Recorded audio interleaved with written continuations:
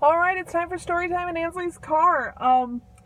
In this beautiful Lowe's parking lot, and I did record the story of Sleipnir once already, but my phone deleted it, so it's been taking a while for me to get back to it. So let's see what I retained. I looked up the details, make sure I was getting it right before I made the video the first time, and so let's see how much of it I kept together. This story is very popular among the Loki stands, from the MCU. My darling Joy, who requested it, is one of them. I am not. But it is a pretty good story. So, here we go. One thing that Marvel did get right is that the Giants and the Asgardians, they hate each other. They're constantly at war. So, one day the stonemason shows up in the court of the Asgardian gods, and I'm gonna keep calling them like the Asgardians. They're the Norse gods. It's a side effect of having just seen like Infinity War and shit. Anyway, he shows up in the court of the Norse gods, and he goes, "I've got a deal for you. I noticed that your beautiful city does not have a wall around it, and yet you're at war. I can fix that. I'm the best stonemason ever. I will make you a gorgeous wall that will protect you from attack from the giants." And the gods are like, "Wow, that sounds great. Yeah, why don't we have a wall? What? This is an oversight. Sure, we'd love a wall. What are your rates?" And the guy goes, "Well, I want so much fucking shit. My rates are so high. I need like all these treasures." This is one of those things I knew better last time I made this. But I want all these treasures, and I want the sun goddess too. Like, all your shit is what I want. And they're like, "That's a little, that's a little stiff." They have a little huddle. They're like, "We want this wall really bad, but we don't want to pay this guy." And Loki, trickster, god of mischief, I'm not sure how helpful he necessarily is or how much you should listen to him, guys, but he goes, "I've got a great idea. How about if he doesn't finish before the winter feast, we don't pay him?" And they're like, "Yeah, I mean, like, that's really close, actually, and this is gonna have to be a huge wall.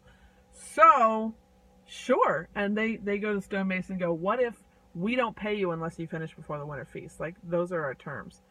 And he goes, "Yeah, totally. That's a little, let's see if I can get this done. Hey, real quick question. Do you mind if I use my, like, super cool stallion? He helps me haul the stones, because this is quite a timetable. Can I use my horse?" And they have another little huddle, and Loki's like, "Let him use his horse. He'll never finish it in time." Yeah. So they go, "Sure, you can use your horse," and he gets started right away. Here's the thing. This is the coolest horse ever. It's huge. It's amazing. It's so fast and so strong. And this wall starts going up so fast. He's making great time. It's a beautiful wall, not as beautiful as his horse. And they're going, "This is so stupid. Why did we do this? Loki, why did we do this? You told us to let him use his horse. We shouldn't have let him use his horse. Now we're going to have to give him all this stuff, and we're going to have to give him the sun goddess." And the sun goddess is like, "Yeah, do you have a solution to this, Loki?" And Loki goes, "As a matter of fact, I do. I'm full of solutions. Leave it to me." They're like, "What's your plan?" He says, "Don't worry about the plan. Leave it to me." Okay. So it's the night before the winter feast. All the guy has left to build is the gate. I don't know how much stone you need for that. Anyway, all he's got left to build is the gate. And out of the woods comes the sexiest fucking horse you've ever seen. It's Loki. The horse is Loki. Loki is a shapeshifter, as we know. people get like weird about the fact that he's a girl horse because he's a mare, you know. They get weird about that more than about the fact that he's a horse, which is a little. Anyway, he's a girl horse.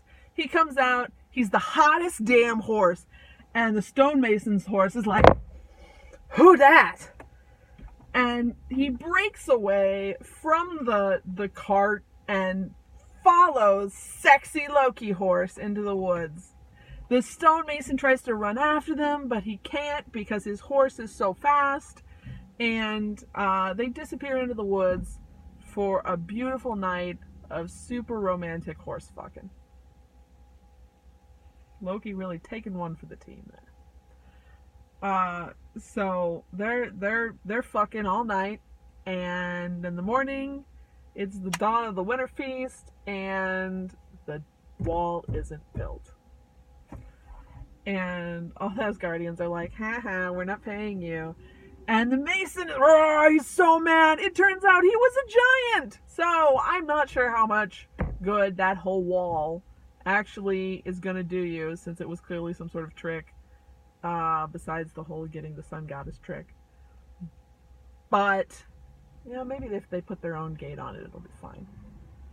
Anyway, he's a giant. And, oh shit, a giant, and they kill him. So, the guy's plan wasn't really that well thought out. And Loki comes back, and 9 months later, or whatever the gestation period is for horses, I actually don't know, a little baby horse is born, and because his parents are the coolest horse in the world, and fucking Loki... It's like an 8-legged horse. I don't know why. It has 8 legs, though. Fucking spider horse. And it is the new coolest horse in the world. It goes super fast because it has more legs. I don't think that's really how legs work. But who am I to tell that to Norse mythology? It goes super fast, and so Odin uses it as his steed. Rides it into war sometimes. I feel like Loki might feel weird about that, you know, like you're riding your grandchild into war. But okay, you know, I mean, it's mythology. What are you gonna do? Weird shit happens. That is the story of Sleipnir. And tell me what I should tell next. Next up is going to be an Arthurian legend. My dear friend Taryn, and hopefully it won't take me as long to record. Love you all. Talk to me in the comments.